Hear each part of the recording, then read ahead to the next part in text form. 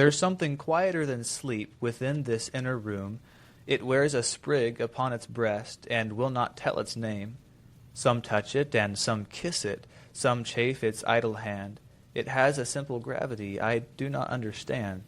While simple-hearted neighbors chat of the early dead, we, prone to paraphrases, remark that birds have fled. And that is a poem titled Dead by Emily Dickenson. Welcome back. We are your hosts, Harrison and Joanna, Pilgrimage of Poetry, doing a discussion episode exploring the life and works of Emily Dickenson.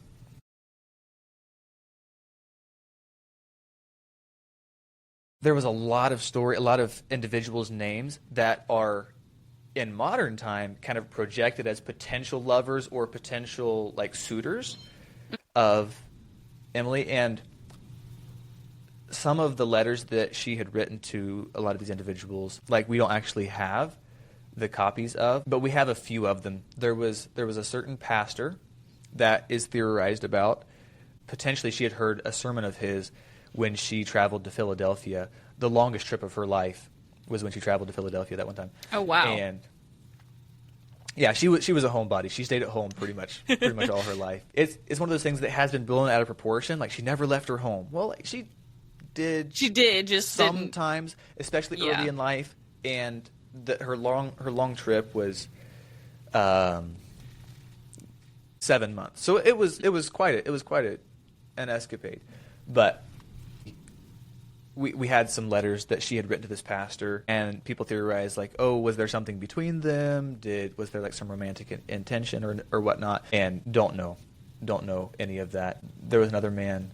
His name was Samuel Bowles, and he was a editor for a publishing company. And there's a lot of conspiracy that goes into this, but there's a series of letters that Emily wrote that are referred to as the master letters. It's a trio of letters, and the reason that they're called the master letters is because they are addressed to the master, and who that is exactly is not stated. Not clear. It's not clear. So people are like, is she talking about God?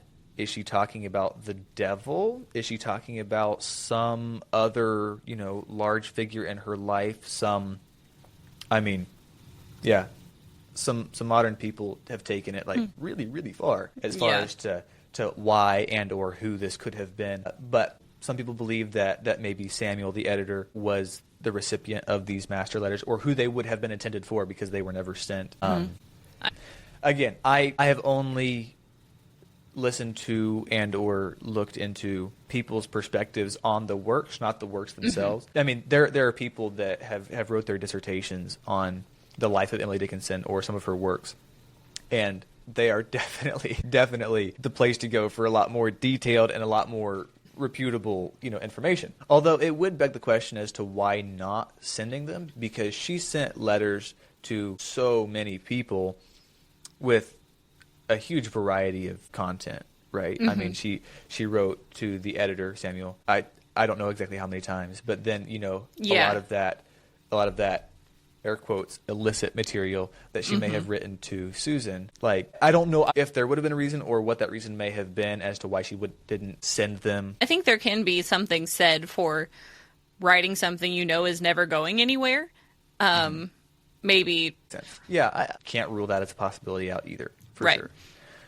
Okay, so the end of the life of Emily Dickenson and what follows after her death, because it certainly does not end with her death. This is astounding to me. So it would have been in quick insert. Yes. Do we know where she died, what the circumstances of her death were, where she's buried even? She died at home. She was severely sick back in, I think, 1880, and she'd recovered, although never really back to peak health. And a lot of her organization of her poems, a lot of her letter writing, and a lot of the organization of her letters also kind of slowed down during and after this time. She had different bouts of sickness here and there, and there's debate as to what it was, because the medicine that was practiced in that time may or may not have accurately diagnosed the issue. like typhus or a yellow fever. There are some pretty crazy ideas that people have as to how she died or like what caused her death. Most likely it wasn't as dramatic. Impression that people have a lot of opinions about her life. Yeah. Well, it's because she is so mystic. Like there's so little that we actually know about her. We have to extrapolate everything that we know from the letters that she wrote and from her poetry. But even poetry, like a lot of poetry is really dependent on your perspective and what you It's true, read in poetry or what you read in letters or what you look at in history is oftentimes more a reflection of yourself than it really is about the actual person. So, and a lot of people looking back, there's a lot of the, the sexual conspiracy as to what her love life was like and who it was and everything. There's a lot of conspiracy as to how she died or that there may have been concealed information about her death. Most likely it was one of the diseases that was circulating at the time. She died in the house with family in the room on May 15th, 1886. So she died at 56 years old. Which, oh wow, not that old. Yeah, she died pretty young. But because still older than Jane Austen though. So oh really? Which I think she died at 46, 47, something like that. Okay. Also from sickness. So yeah, whatever the similarities continue. Yeah, exactly. Interesting. That is actually interesting. Yeah, in the fall of 1884, she wrote, "The dyings have become too deep for me," and you can see. Pretty much throughout her entire life, she was surrounded with people that she was close to that passed away. So a lot in primary school or in the academic setting in her teenage to early teens years. Her mother, who she spent, I think, the better part of 2 years caring for in her decline, and then she finally died after all of that caretaking, and so she was surrounded by a lot of that experience of death. And so she wrote several works in 1884, all through 1885, on into the spring of 1886, where finally, several weeks before her death, she became bedridden. And in one last burst, she wrote a clump of letters and poems within a few weeks of her death. Lavinia, younger sister, and Susan, older sister-in-law. Susan is now a little bit more estranged from William Austen. That would make sense after the whole Mabel situation. Yeah, and Mabel's still around. Like Mabel is still. It's basically William and Mabel now, and Susan has kind of been put back burner, unfortunately. But poor Susan is still. Poor Susan. I know. I feel terrible for her. And Mabel's not just a cupcake either. She's not that great in the story in the Dickenson narrative, right? So Lavinia and Susan take care of the burial and the obituary. They actually used, I believe, some of her own poetry in the obituary. Actually, several of her "No Coward Soul Is Mine" by Emily Bronte, which had been a favorite of Emily Dickinson's, was also used. It's difficult to reference a lot of Emily Dickinson's works because they don't have titles, and so to differentiate between the works, you have to read the initial lines and stuff, which is how the first line, how a lot of them were titled. I mean, if you're writing 1.5 a day, I mean, I probably wouldn't take the time to title mine either. Who needs a title? And sometimes I don't, and I'm not writing that much. Right, exactly. She wasn't writing for attention. So, like, if you're writing for publication, you have to have a title. But she published, while she was living, like 10 poems ever. And so, like, you don't really need a title if you're writing just for the expression or to somebody or, A lot of the titling of the poems came after her death when they discovered all of her works and needed to publish it, which actually turned out to be interesting because in her whole writing style, how she wrote was very unique in that she capitalized random words throughout her poetry. Oh. She used punctuation that broke a lot of the common laws of how to punctuate, which is one of the reasons why it's so mysterious. She writes things and there should be a semicolon there. There's no semicolon there. Or the last word, a lot of common nouns are capitalized. And we're like, why are those words capitalized? But you see the pattern throughout her works, and it was part of her style and how she drew attention to certain things. So anyway, in that publication process, the editor and who turns out to be the villain of the story, Mabel Todd, actually, when they were ascribing titles, they also did some editing to the poems, and so some of the initial publications of Dickinson's works are actually not canon. They are slightly altered. So only some publications, it would have been almost a generation later, are the full complete works without editing, because people found out about it and they were like, no, we got to have the real work, especially after her popularity gained traction and continued on. After her death, Lavinia goes in her room and finds over 1,800 poems. And during her inspirational years and during most of her younger writing, she actually created her own booklets. She had her own compilations and would hand sew the books of poetry together. And I believe she also organized a lot of her letters that way as well. Maybe not that way, but she was very organized until like the last few years of her life, and it was much more scattered, and you would find things written on the back of envelopes or something like that. Much less focus on the organization. And Lavinia had been asked by Emily before her death to burn all of her letters to Lavinia. But there was some ambiguity as to whether she wanted her poems burnt or not, which is why they weren't burnt, because Lavinia was the one who found them.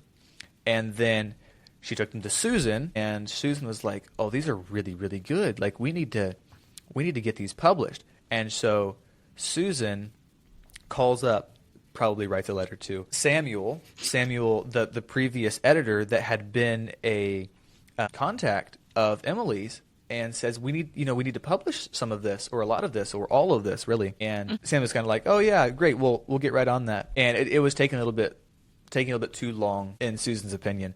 So she actually went to a very unlikely person to consort with, Mabel, her great adversary. And Mabel takes like a whirlwind. They get it published, and it works out. But then there's some discrepancy with, who has the rights to the poem. Emily's dead. Does it fall to Susan, a sister-in-law? Does it fall to Mabel Todd, a friend, or the person that actually put some effort into publication? And there was huge family feuds over who has the right, because now there's money involved, and whenever there's money involved, like this is a big deal. We have a lot of content. Yeah. We have a very unique writing style that touches on something that appeals to a lot of individuals, and so this went to court several times, generationally. So Susan and Mabel go to court contesting each other on who has the right to a lot of these poems, and the only reason that it was like an unsettled dispute is because Susan had very unfortunately trusted a few works of Emily's works to Mabel, and Mabel had the works, and she basically controlled them. There were no copies. No one else knew what they were, and so she had leverage with a percentage of the poems. And this went on literally generationally. Like they passed on to their kids, and their kids went to court over it. And wow! It was a whole deal. Like, Mabel does not crazy. come in too pretty. Mabel strikes again. Mabel was the one who originally pushed for the rapid publication, so we have her to thank for that. But they were slightly edited. She was the one who was instrumental also in naming them, and they're basically rewritten. So only after several more years did we actually get the authentic versions of Emily Dickinson's poetry. That's become the whole story. Now, because of a lot of that feud as well, Harvard Law Institute got involved. And so Harvard School owns a lot of her poetry, which is why, I don't know if you saw, but we only actually have like 450 or so in the public domain. She wrote over 1,800 poems, but Harvard somehow got the copyright, which is why not everything's in public domain. Which kind of sucks. I mean, like, Harvard had no more connection than anybody else. But Mabel. yeah, exactly. You can find them on official websites and stuff, but there's certain poems that we just can't read on the air or publish because they're not in public domain. And a lot of that is due to the feud and stuff like that. Anyway, in brief summary of the life of Emily Dickinson, as another enthusiast said, she's the poet of paradox. She was a very well-behaved child, but she didn't fit in with a lot of the contemporary standards. When you look at a lot of her beliefs or the viewpoints that she had going into, what she wrote or what she believed or her practices, very, very much I will have my own thought, I'll have my own processing, a lot of stuff like that. There's people that have said, like, was she autistic? Like, she was amazing with words, but didn't like to see people. She believed herself to be much more like conversationally apt with a pen and a page rather than in person, and didn't enjoy the actual personal conversation as much as a correspondence in her life. And again, a lot of theories about undiagnosed mental disorder sounds a little bit weird, but something along those lines into how she wrote. And you can see the effects of who the poets were that she was influenced by in her growing up period. I mentioned Emily Bronte was a huge influence on her life, and Emerson was a huge influence on her life. It's not clear as to whether she ever met Longfellow. I think this is more off of my memory. I think they might have been contemporaries at some a few years of overlap. Nice. I'm not 100% on that, but she wrote a lot of her works over the years of the Civil War, and so did Longfellow. I mean, Longfellow was writing a lot of that before the Civil War. There are a lot of myths about her life. She always wore white. Not really. She, like, the picture that we have, like the one authentic picture that we have of her, she's wearing white. So naturally, that's all she ever wore, because there's theory about it, logic. because there were stories like the children, she was like the eccentric woman in the haunted house, right? She offers right. the so baked naturally, goods. she's a ghost. Yeah, exactly. That's kind of how it appeared. She was seen through the windows of the house in the evening, wearing white or something. She did wear a lot of white. She did wear other colors too. Yeah. Another myth, like she was reclusive. She didn't go out. Some yes, some no. In the end of her life, mainly due to health reasons, and a lot of that she stayed, in her room. I forget. I think it was maybe when her mother died, and this would have been 6 years before her death, I believe. She went to her mother's funeral ceremony, which I believe was held on the grounds, and left before it was over. And this is debatably the last time she was seen outside the house. Oh, wow. So she was a homebody, especially at the end, but not her entire life. It was especially towards the end.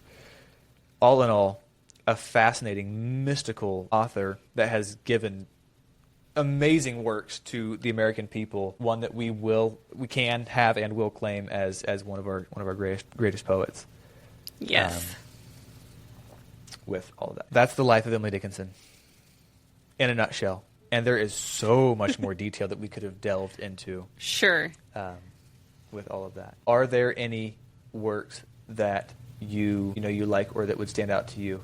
We could read a few. I think the one I'm most familiar with and associate her with the most is probably her poem Hope. Oh, that was probably my first introduction to her. You want to read that real fast? I mean, it's just Yeah. pretty short. Yeah, I'll just read it real quick here. Hope is the thing with feathers that perches in the soul and sings the tune without the words and never stops at all. And sweetest in the gale is heard, and sore must be the storm that could abash the little bird that kept so many warm.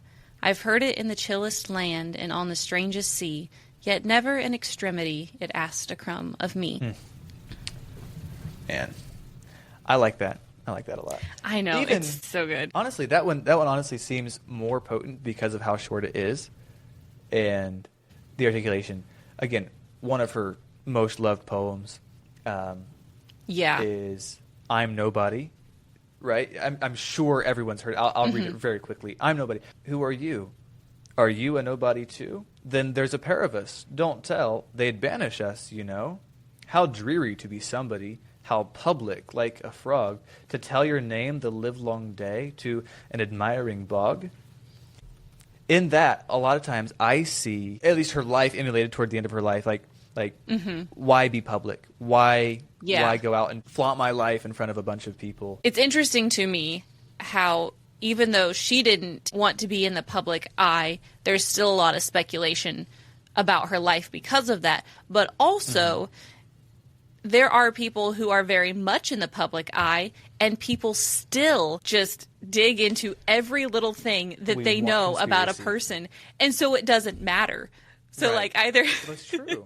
That's true. Either you can put on a persona or, you know, even put your life out there exactly as it is, or you can keep everything close to you, and people are going to make the same amount of speculation, I feel like. Yeah. So it's all about how much you want people to know is actually 100%. True. I wonder sometimes even if she isn't so relatable, in part just because of how mystical she is. Like, we don't really know, but we know that she was, or that she could, you know, be maybe described as an introvert, right? Preferring to write rather than speak to people. And, like, I mean, a lot of people identify with that, you know, that perspective or everything. There is a level of her life, though, that is more unknown. Because oftentimes, you know, you have the layman's perspective of the possibility, and it's like, all right, you're just kind of uneducated, and you need to take a clear look at things. But her life seems to be like nothing's really out of question. There's certain things that we know for sure, but there's a lot that we just don't know. There's just unknown about her life. I think it's fascinating. I think that's amazing. Yes. I find myself relating to her a lot just in what we know. I see some reflection of myself, which is very interesting because it's not something I expected to find. Like, and almost in that, like, oh, this is a very celebrated poet. Like, they're going to be so great, and their works are so above mine. But yet they were a human, too, and a person. Right. And so, like, there are similarities there, no matter how impressive they were or not. Right. So that's kind of a fun, humanizing way to look at it. So much more relatable. So like personally, like I could be friends with Emily. We get along, right? Yeah. I can see us sitting in the same room and not speaking and doing our own thing, like that kind of friendship. 100%. Like we're just sitting around the fire reading books and eating chocolate. Like, that's my kind of friend. Well, thank you for listening to our discussion episode of Emily Dickenson. We hope you learned something and enjoyed this. You can catch new episodes early on Patreon, and our regular episodes come out every Monday, Wednesday, and Friday. Thanks for joining us, and we'll see you on the next one. Bye. Bye.